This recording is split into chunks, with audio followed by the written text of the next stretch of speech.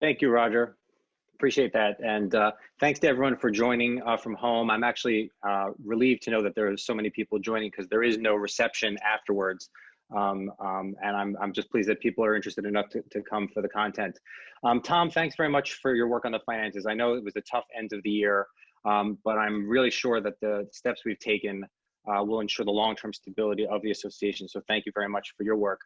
Joe, it's been a pleasure having you as chair of the executive committee. Your meetings are run really well. You've had a really a number of issues to tackle this year, and you've kept the executive committee on task and focused.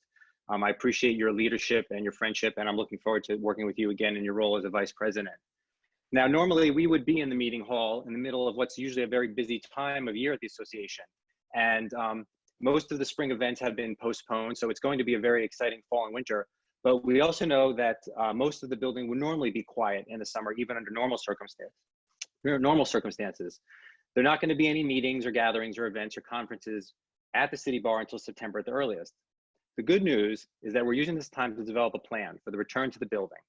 Our first priority, as was said before, is the safety and health of our staff, our members, and our visitors, which is why when we all go back, we'll feel confident that it's the right time and the right way to do so.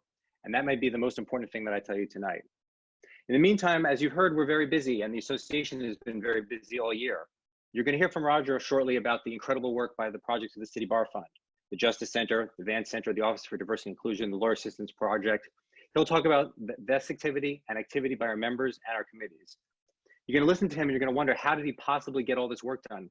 Well, you heard a little bit about the membership numbers. The membership numbers that we have, the 25,615 members, which includes law students and LLMs, is the highest we've had in association history. And that's an increase over 681 from the year before.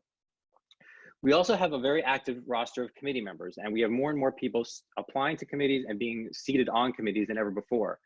In the last year, we had 1,850 committee applications, and over 5,000 slots have been filled with committee members. And that's, again, the highest we've ever had. We've also been very active, as you heard, doing CLEs and programs, even while we're working remotely. Since March 31st, we've had 29 virtual CLEs, and we have 35 more coming through the end of the summer. And 30 of these have been related to COVID and the crisis. Thousands of people have attended our virtual CLE programs and non-CLE programs, sometimes having as many as 600, 700, or 800 attendees, which is truly spectacular.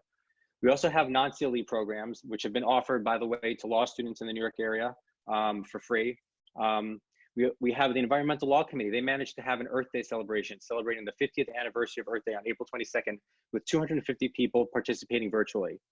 The CAM Committee, our Career Investment Management Committee, they had a program just this morning with over 125 people attending. And as Tom mentioned, the Bankruptcy Committee has a program tomorrow on a lifeline for small and medium-sized businesses in distress. And we already have over 200 people registered for that. We're also creating a large on-demand library, which many people access and we've offered to many people.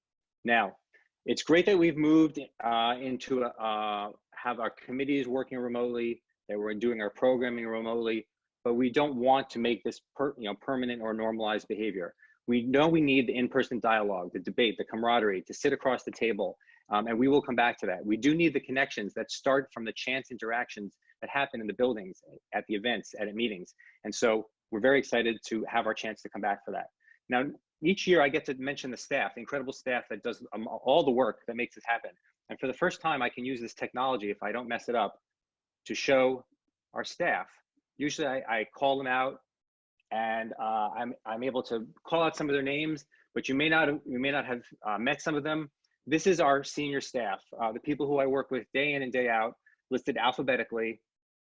You can see here everyone from our senior legal counsel, our senior director for membership and customer relations. I'm not going to name them all, but I am going to scroll through them all, because these people, these faces that I'm lucky enough to see every day and I miss, I'm looking forward to seeing them again shortly.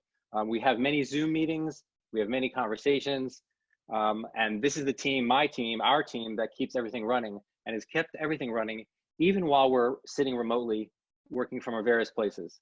So I want to thank them all. I appreciate everything that they do. I appreciate everything that they offer to our membership, to me, and nothing happens without them. So I'm grateful that I could use the Zoom technology to show them for the first time instead of having to point them out and embarrass them in a room. I want to take a moment to mention our 150th anniversary.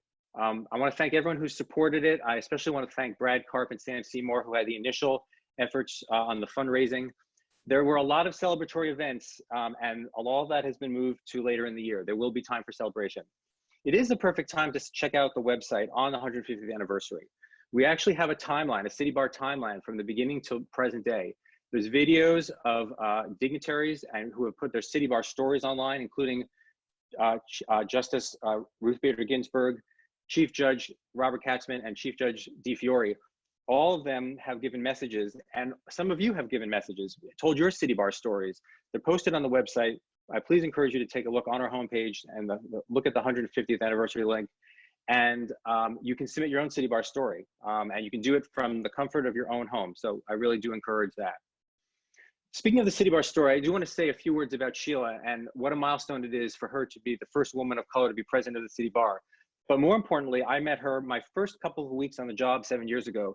She was speaking at a lunch, and it was a recruitment and retention lunch, and I had never met her, and she got up and she electrified the room. And I've gotten to know her over the years. I am so happy and so excited to be working with her. I'm really looking forward to her term as the president. I also have to point out that if this election goes as we expect and there are no technical snafus, our board, which will become a board, not an executive committee anymore, which was always an odd name, will be 59% from historically underrepresented groups. And they come from all different practice settings and all different backgrounds, big and small firms, in-house, judiciary, academia, public interest. We are lucky to have such diverse leadership with all the different perspectives they offer and the experiences that come with it. And it will make us even more resilient during a time when we need it most, and I'm sure we will deliver it. Finally, I want to take a moment to thank Roger. It has been a pleasure working with him literally every day. I think probably what I will remember most about him is the fact that this meeting started on time, which will make him very happy.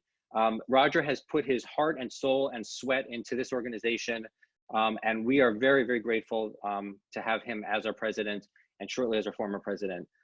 Thank you very much. That concludes my report.